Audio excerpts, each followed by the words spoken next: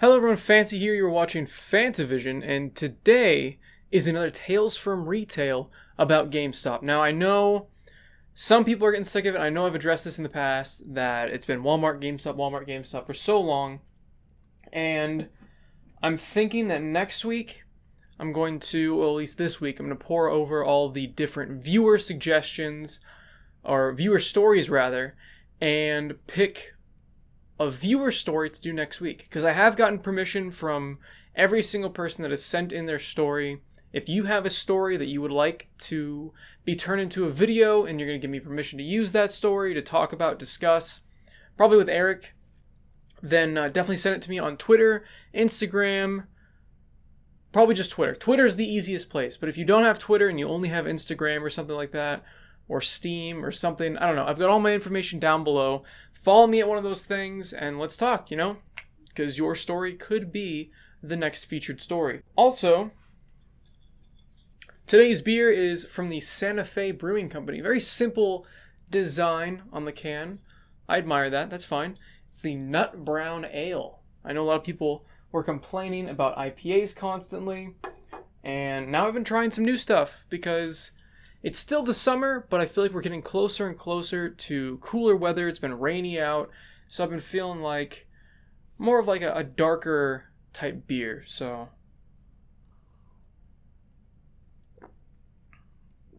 it's pretty good. It's pretty good. It's not the best I've had, but it is definitely a good brown ale, or amber nut brown. It's a brown ale, whatever. It's good. So anyway, today we're talking about GameStop used as a babysitting service. Now, what do I mean by that? What do I mean that we were used as a babysitting service? I think it's kind of self-explanatory in just saying that it's a babysitting service, because people, depending on what location I worked at, if there was a Walmart right next door, which was my main location where I worked, they would drop off their kids and go shopping. And we have to take care of their kids. Now, most of the time, it really wasn't that big of a deal because we had game demos set up, as you can see over here, where they would just play the Xbox, Wii U, or whatever. But sometimes you get those kids that are just the worst. And what do I mean by the worst? I mean, they basically did all of the things that were our pet peeves at GameStop. They would open cases on the wall to look inside at the manual, realize there's no disc in there, and then put the case back up on the shelf, but they wouldn't snap it shut, so it'd flop back open. Or they'd be reaching for a game that's too high up, and I'm like on my way to help them get the game, and they knock over the whole shelf of spined games. So I have to go over there and I have to start picking up games and putting games back, and of course, these kids are never going to buy anything. Occasionally, they'd pick out a game and tell their parents, hey, I want this game. But most of the time, the parents wouldn't come back and go, oh, did you find what you wanted? No, they're like, okay, time to go. Because that's all they were using us for. They weren't using us to get, a new game. They weren't trying to help their kid have enough time to decide. They just didn't want to be parents for an hour or half hour, or however long it took them to shop, and dumped it on us. So it didn't help our numbers. They made us clean up the store more because of this bullshit, and they were usually ungrateful about it. Seriously. I mean, most of the parents that did this kind of thing were very rude. And you're thinking, well, how do you know that they're rude? They're not rude just because they made us babysit their kids for them for free. They're also rude because they would come back, because they regularly shopped in that area. They'd come to GameStop sometimes, and they were just kind of general dicks. But I guess you kind of have to be if you're not willing to put up with your kid just for shopping, and you're going to pawn your kids off to some minimum wage workers for free. They don't thank you 90% of the time. The worst offenders were the people that brought in their kids and then left them in there right next to when we're about to close. Because we can't kick these kids into the street. First of all, we can't even close the store when anybody's in the store. We can't tell people to leave. We just have to remind them, hey, just letting you know, we're about to close in about 10 minutes. And usually people got the hint. But you can't say that to a kid whose parent is at Walmart taking an hour to pick up their hard alcohol and their 40s because they don't want to take care of their kids. I don't get it. I don't get the logic. I mean, I'm not a parent, but I feel like if I were a parent, I wouldn't just drop my kid. Because a lot of the time, you might be thinking, well, if they're like, almost, teenagers, younger teenagers, that's fine, whatever. But these kids were like so young sometimes. I'm talking like 6, 7, sometimes even younger. And they're not with an older sibling or with their parents. And what are we going to say? Hey, you can't just drop your kid off here because you really don't know sometimes. Like, they'll be over there looking at Wii games on one side of the store. Parent walks out, kid's still here. What are we supposed to do? And sometimes the kids will get scared. They'd be like, where's my parent? I'm lost. And I'm like, did your parents not tell you that they were going to go to Walmart? That they were abandoning you? I don't get it. I would be freaked out. I would never just let my kid hang out in some random game store next to Walmart. You don't know if somebody's going to kidnap your kid. You don't know if the workers there are creepy. You just don't know. So these parents were too lazy to care, I guess, about the well-being of their children. I mean, if you do this and you're like friends with the workers at GameStop, like you know them and you know they're okay with it, that's fine. But most of the time, we don't have time to take care of your kid. We can't watch your kid the entire time, especially if it gets busy. What happens if it gets really busy, huge crowd comes in, crowd leaves, and your children are gone? What are we going to do? We don't know if you came and picked them up. We're not going to call the police. Unless we saw that your kid is getting kidnapped and screaming for help, what are we going to do? If somebody comes in pretending to be another family member and takes them home, and then the parents come back and go, where's my kid? That's not our fault. So I'm just saying there's so many risks involved in treating GameStop like a babysitter. It just does not make sense to me. Now, like I said, there were different types of kids. There were the kids that played the demos that were fine. There were some kids that played the demos that were not fine. Because, I don't know about you guys, but at first, whenever I see the game demos way back when, before I knew what I know now, I'm like, oh sweet, I'm going to try out some game demos, I'm going to try out some new games. This will be fun, it's free. Cool, I'm here, I might as well. Now, after watching the little kids that play these games and touch the controllers, I will never play a game demo at a store again. Just because you see them, they're like picking their nose, they're wiping it all over the controller, they got their fingers in their mouths, they're eating Cheetos. I mean, we'd go over there and try to clean them to the best of our ability, but I mean, there's cracks in the controllers and where the buttons are, there's holes, and there's so many different grooves where this crap would get stuck and make these demo units just disgusting.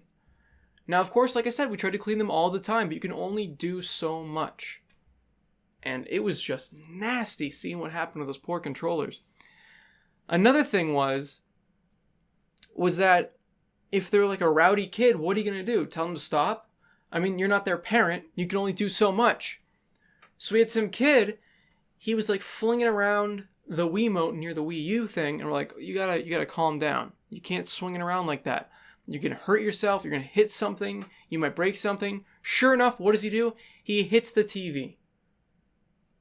Now, it didn't damage anything, but he could have broken the entire unit and the controller and the screen and just everything. Because he's just a stupid little kid that doesn't listen to anyone.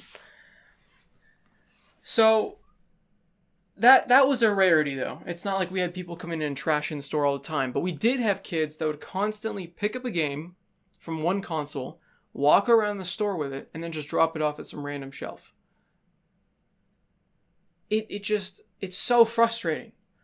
Because at home they must have a certain area where you put back everything.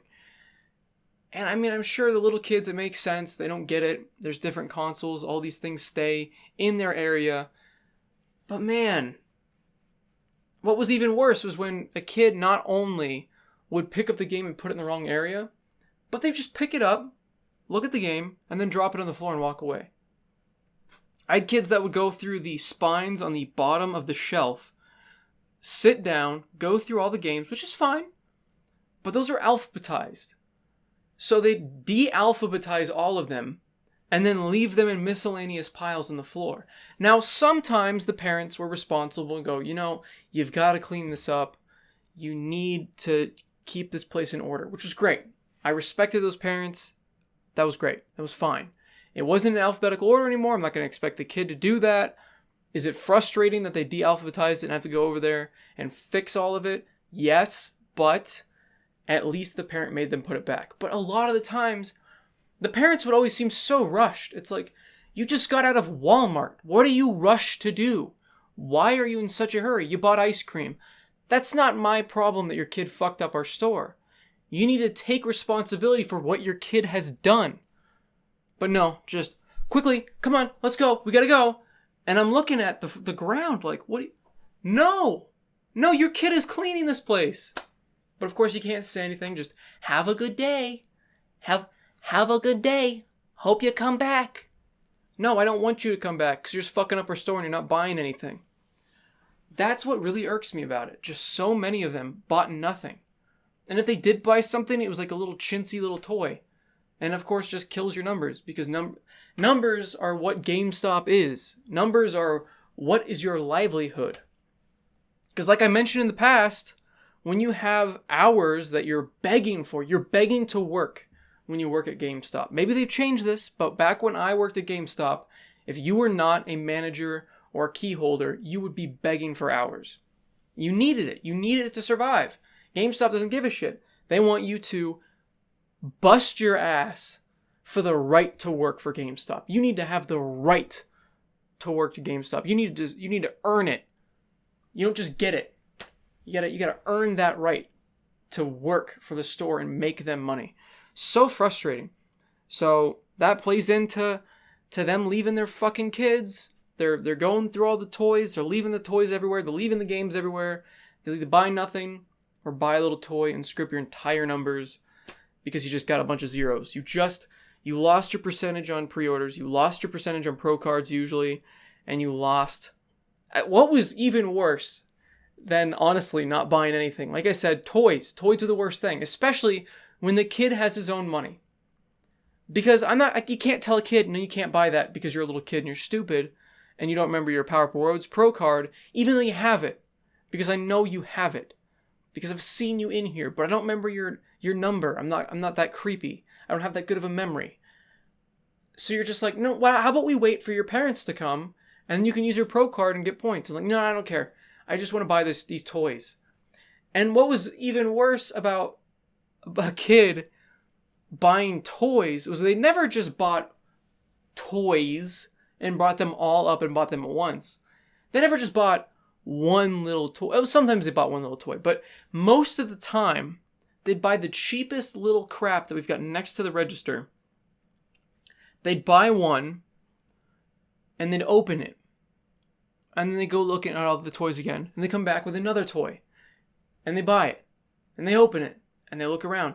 Because they got those stupid blind bags, which I'm sure have a great profit margin because it's just a little piece of plastic Chinese toy in a bag, but it murders your numbers when you've got the same kid coming up who you know has a pro card, who can't pre-order anything, and is not buying a used game, buying one toy after one toy after one toy. That's transaction after transaction after transaction, murdering your week's numbers. And man, it's stressful. Like it shouldn't be. It should be like, great, this is wonderful. We're getting sales. But because numbers are such a huge thing at GameStop, you need number of items, you need used, you need reserves, you need your pro cards, you need GPGs.